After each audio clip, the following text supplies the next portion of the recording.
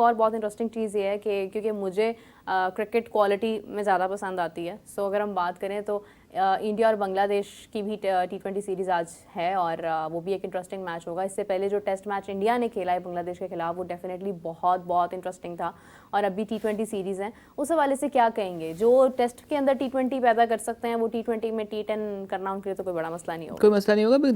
देखें, अगेन वही वाली बात आ जाती है ना कि जब आप कंसिस्टेंटली अच्छा खेलते हुए आ रहे हैं, जीतते हुए आ रहे हैं, तो उसका कॉन्फिडेंस लेवल और फिर आपकी एग्जीक्यूशनल स्किल आपके जो है ना वो बहुत नॉचेज आप चले जाते हैं। जो हमने अब वो बहुत ज़्यादा ट्रेंडिंग शॉट चल रहा है वो जो हार्दिक पांड्या ने पीछे मुड़ के भी नहीं देखा उसको मारने के बाद, मतलब आपके कॉन्फिडेंस का ये लेवल हो गया कि आई डोंट बॉदर, मुझे पता है वो कितनी दूर गई होगी, ठीक है।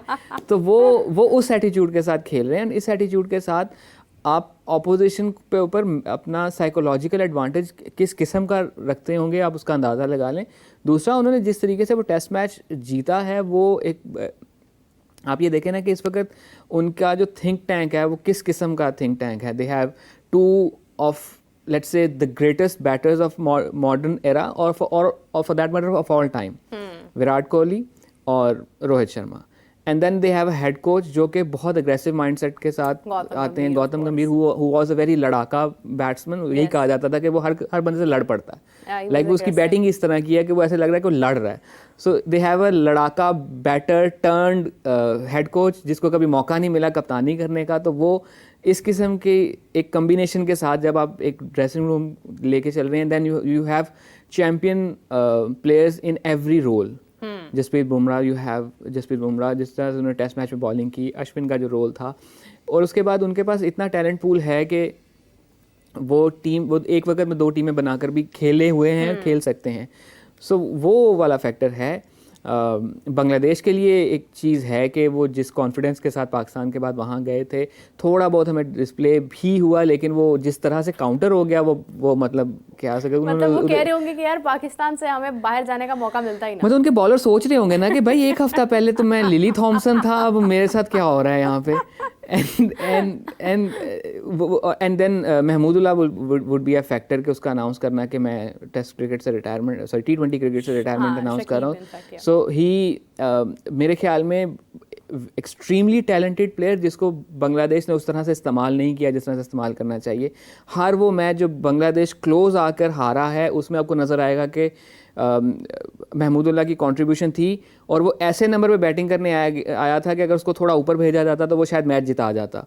सो बांग्लादेश के अंदर भी ये वाले मसले हैं कि ये फलाने सूबे का है, ये बाय एथनिसिटी बंगाली है या नॉन बंगाली है। डू यू थिंक कि हमारी क्रिकेट में ये भी मसले हैं? इतने एविडेंट नहीं है, बट हाँ हमारे यहाँ वो रीजनल वॉर तो है और वो हर जगह है। इंडिया में मुंबई दिल्ली है, बांग्लादेश में ढाका नॉन ढाका है। लीग से भी आती है ना ये चीज़, मतलब IPL PSL वो भी कहीं ना कहीं उसका भी एक फैक्टर होता है। आपको ये फैक्टर एक अरसे तक इंडियन क्रिकेट में नज़र आ रहा था कि वही खिलाड़ी जब कैप्टन होते हैं या किसी और फ्रेंचाइज के लिए खेल रहे हैं तो उनके लिए दोबारा जाके टीम में वो एटीट्यूड्स को नॉर्मल लेवल पर लेके आना कि ये कल तक ये मेरा राइवल कैप्टन था, आज ये मेरे साथ खेल रहा है, तो वो फैक्टर है। वो मैं अक्सर एग्जांपल देता हूँ स्टीवन जेरार्ड की किताब का कि जब इंग्लैंड की फुटबॉल टीम की गोल्डन जनरेशन चल रही थी तो लैम्पार्ड से मैं बात नहीं करता था बिकॉज वो किसी और क्लब के लिए खेलता था और मैं किसी और क्लब के लिए खेलता था और हमारी बातचीत नहीं होती, तो हमें इंग्लैंड के लिए एक ही टीम के लिए खेलना पड़ता था। सो यही वजह थी कि जो गोल्डन जनरेशन थी जिसमें आप कह लें कि 1 से लेकर 32 तक सब सुपरस्टार्स थे, लेकिन उस गोल्डन जनरेशन ने इंग्लैंड के लिए कुछ भी नहीं जीता। अरे यानी राइवलरी आपको जो है वो आपसी राइवलरी जो है वो आपको जो है वो किसी रिजल्ट तक नहीं लेकर जाती है। अज़लान, कैप्टन जैसे आपने कहा कि गौतम गंभीर क्योंकि एक एग्रेसिव माइंडसेट के साथ वो लेकर चल रहे हैं और उनको मौका नहीं मिला, और बहुत खूबसूरत बात आपने यानी हाईलाइट करवाई है डेफिनेटली। तो आज वो जिस तरह की क्रिकेट को लेकर जाएंगे वो एक अलग ही तर्ज की क्रिकेट होगी। मतलब मुझे ऐसा लगता है शायद आने वाले वक्त में जहाँ ऑस्ट्रेलिया का हम नाम लेते हैं कि वो चैंपियंस हैं, India could be the champion. India एक मुश्किल टीम जो है वो हो सकती है तमाम कंट्रीज। आई थिंक वो बन गए हैं। I think their time is now. वो जो हम एक क्लाइव लॉयड वाली वेस्ट इंडीज़ और उसके बाद ऑस्ट्रेलिया की बात करते हैं जो उनकी एक रिजीम थी, I think this is the same level of India right now. Clive Lloyd की West Indies and Australia of different eras, वो चाहे चैपल वाली हो, देन स्टीवा वाली हो, देन रिकी पॉन्टिंग वाली हो.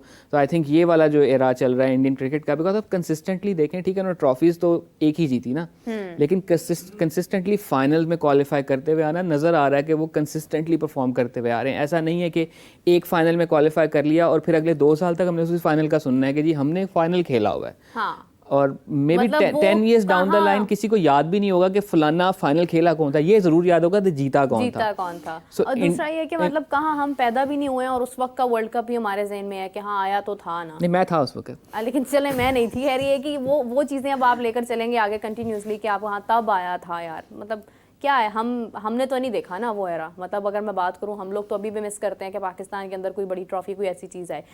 लेकिन ये कि कैप्टन अगर हम देखते हैं, कैप्टन क्योंकि हमें भी एग्रेसिव कैप्टन नहीं होना चाहिए हमारा, स्पेशली अगर मैं ओडीआई और T20 की बात करती हूँ.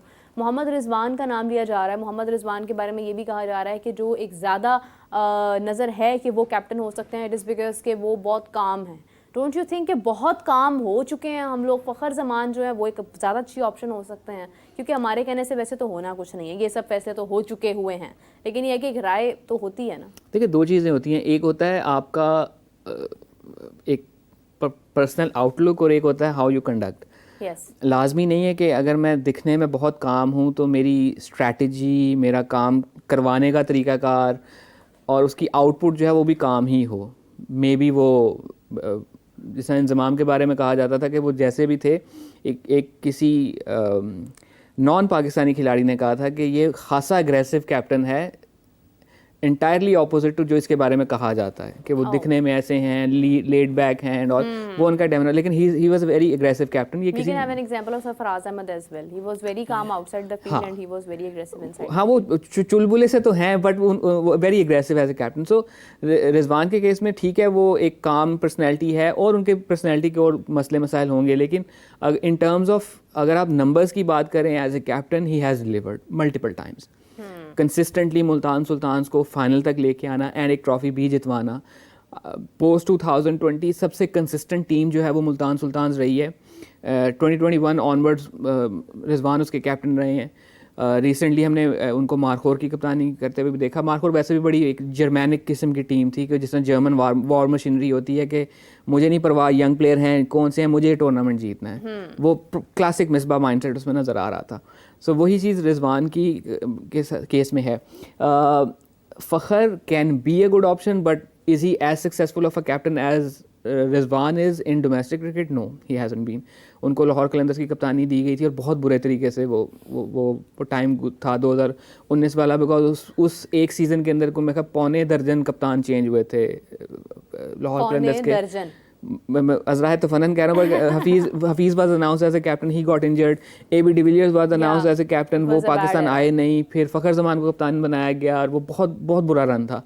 डोमेस्टिक क्रिकेट में भी उनकी कप्तानी का तजर्बा उतना अच्छा नहीं है. हाँ, aggressive mindset, mentally strong, because कई दफ़ा हम जिस तरह बाबर पे तनकीद हो रही है कि स्कोर नहीं कर रहा, बुरी फॉर्म चल रही है, फ़खर पे भी होती है. और फ़खर उसके बाद I think I can say that बड़ा डैडी किस्म का कम बैक करता है. वो 100+ टाइप सिचुएशन, वो मतलब उसका जो कम बैक होता है ना वो बहुत तगड़ा होता है कि वो फिर बंदा कहता है अच्छा यार ठहर जो, जिस तरह उसकी बुरी फॉर्म चल रही हो तुम कहते हैं यार हमने इसको ओवर हाइप कर दिया है.